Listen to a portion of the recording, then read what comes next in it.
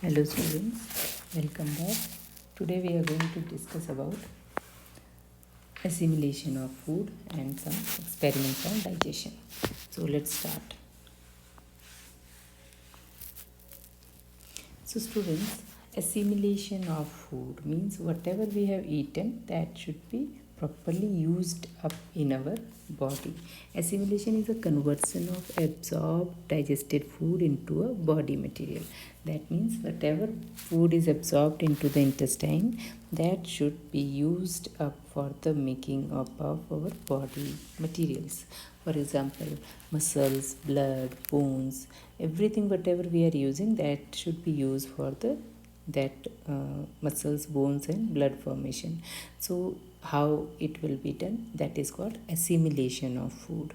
So you can see here some this is a intestine structure in which cells are there, intestinal cells are there, they have a villi, and these are your food materials. You can see that food materials are getting absorbed. Here glucose is also present, glucose and amino acids, these are also present and they enter into the cell through your villi. This is fat molecule that is also enter inside, and then they will be used up by the cells, and then it will be used for the various purposes. So let's start.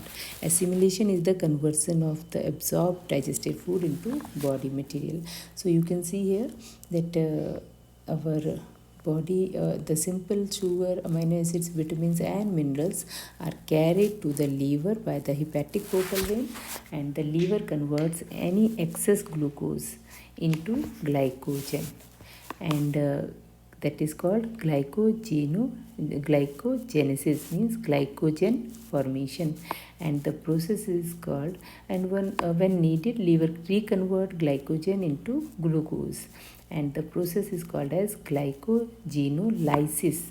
Glycogenolysis means breaking down of glycogen, glycogenesis means glycogen formation, and then amino acids that will be circulate in the body. They serve as the building blocks of protein. Your muscles, your hair, your bones, they are made up of proteins. So amino acids cannot be stored. So excess of amino acids will be broken down by the liver by a process of deamination, and this deamination will break the amino acid. Its nitrogen part is removed, and that it will be converted into urea, and the remaining part will be converted into glucose or glycogen. So this is amino acid structure. And then fatty acids and glycerol are also absorbed by the gut and are transported through the intestinal villi and lymphatic system. The thoracic duct of a lymphatic system empties into the large vessel and carrying blood to the heart. Then it will reach to the heart, and from there it will pass on to the all body parts, and it will be used by the other organs. Now we are going to discuss about the function of liver. So students, you can see here, this is a liver, this is gallbladder, and this is pancreas. So gallbladder is containing bile juice, okay, and pancreas is pancreatic juice, and these tubes are connecting over here. So we are going to discuss about the liver function. Okay, so liver function. Liver is the largest gland, 1.5 kg in average, and reddish brown. You can see the color reddish brown, and this is playing a very important role in our life. So first of all, it controls blood sugar level. Extra sugar if present, extra glucose if present into the blood, it will take up and store it as a glycogen. Next is control of amino acids level. If extra amino acid will be there in the blood, that will be broken down. Okay, and rest of the amino acids will be utilized by the body. Then synthesis of fetal red blood cells, very important in embryos. When bones are not formed, at that time liver will help in formation of red blood cells in embryo. Then storage. Liver also stores iron, copper, vitamin A and D, and major function of liver is detoxification. Whatever the drugs, alcohol, extra is present in our blood, that will be removed from the blood by detoxification. And production of fibrinogen and prothrombin helps in blood clotting. Production of heparin, which keeps blood flowing into the vessels. Production of heat, that will maintain the body heat. For regulation of blood volume by acting as a storehouse of excess water. Excretion of toxic and metallic poisons, and destruction of dead red blood cells. So these are the functions of liver. Now we are going to discuss some experiments on digestion. You can see here there is a one setup that has shown here. In this there is a test tube. You can see this one is test tube, and this test tube contains some sugar metal. We are going to check the action of saliva on starch.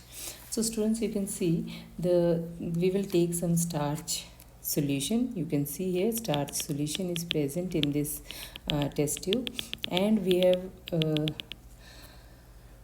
put it in 1 gram of it into 100 ml of water, and then we have kept it into 2 test tube. One test tube we have tested for the iodine. Because of starch is present, then that will be converted into bluish color.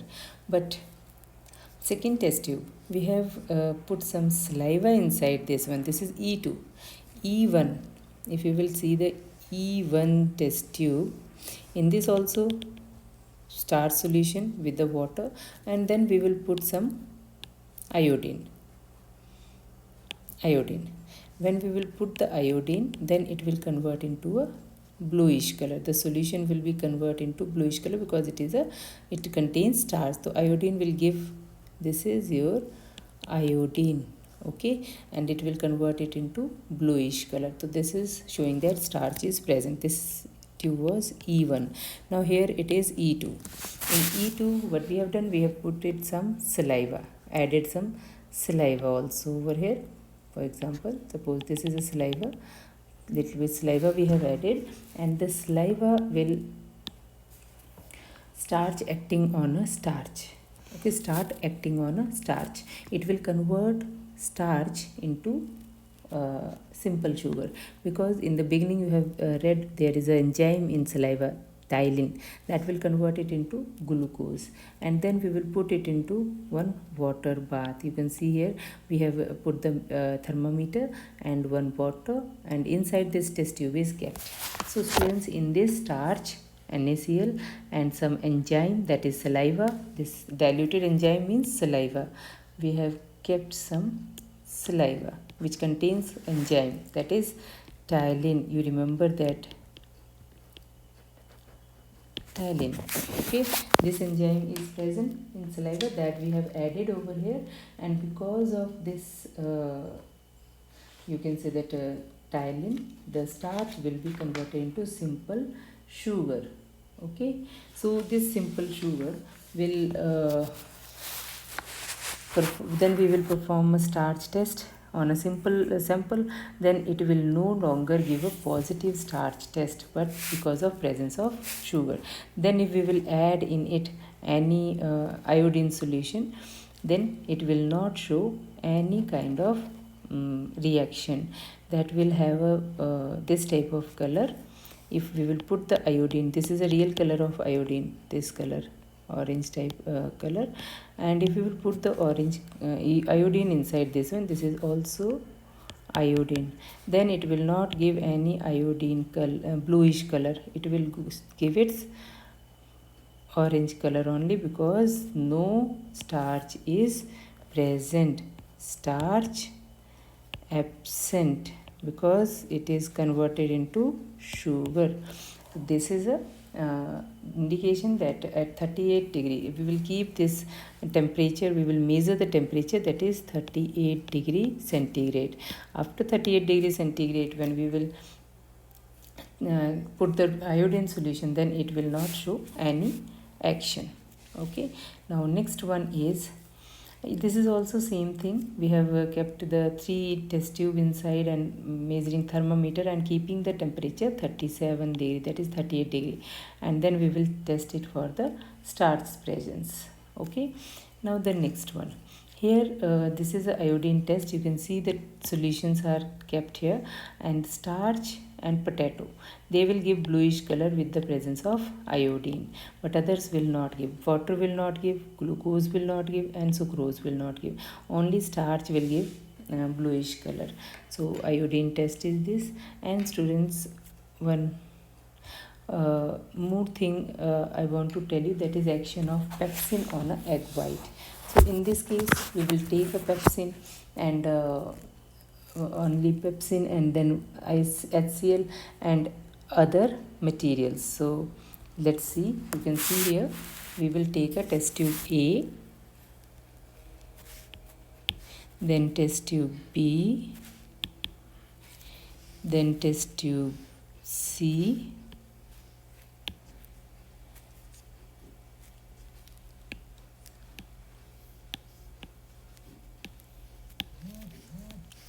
then test tube C, and then test tube D. So we will see here we are putting in test tube A only pepsin. Pepsin we are putting. Okay, then in test tube B we are putting HCl. In test tube C we are putting pepsin plus HCl, and in test tube D we are putting the HCl plus boiled pepsin. So what will be the action? So you will see that when we are keeping some material also inside this one, then these egg white we have kept inside egg white also. So with the egg white, some places action, and after keeping it into the beaker, you can see here where is that. You can see in this video, if we will put these test tubes into the beaker and will keep the temperature 37 degree, then this will give the action. So you can see here what will be the action. This pepsin can digest protein only when it is acidic. Acid alone has no effect on the protein.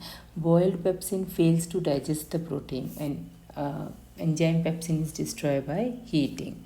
So pepsin tube C will give the action, will convert protein into simpler amino acids. Rest all will have no action. So now next one is, students, we are going to discuss about the test for sugar. So for the test for sugar, we are going to put some test tube, and in that sugar solution, and that sugar solution is treated by a Fehling solution. Okay, sugar solution will be treated by the Fehling solution, and it will give blue, green, deep red color, and that deep red color will show that presence of sugar. And this test is performed to test the presence of sugar in a urine of diabetic patients also. Now test of starch. So this is a test of starch. You can take one starch solution, and in that put the iodine. Then this will give bluish color. This one is giving bluish color. You can take a potato, rice, they are also having starch. They will also give a bluish color. Then test for protein. That test for protein we can do with the you can say that egg white we will take, and we will put nitric acid, and after that heat the test tube and keep the test tube under tap water. Add ammonium hydroxide, and you will notice a change in color. First it will be white color, then yellow color, and then yellow to orange upon adding ammonium hydroxide. So that is a protein test. Now fat test. In a fat test, we will take a groundnut extract, and that will show the paper becomes translucent. Fat is present in groundnut. Then oil we will take, paper to become translucent. Oil is fatty in nature, and water, simple. Then paper does not turn translucent. Translucency is a of a paper is not due to water. So this is all about your test of food stuffs and their various methods. Rest we will discuss in next video. Thank you.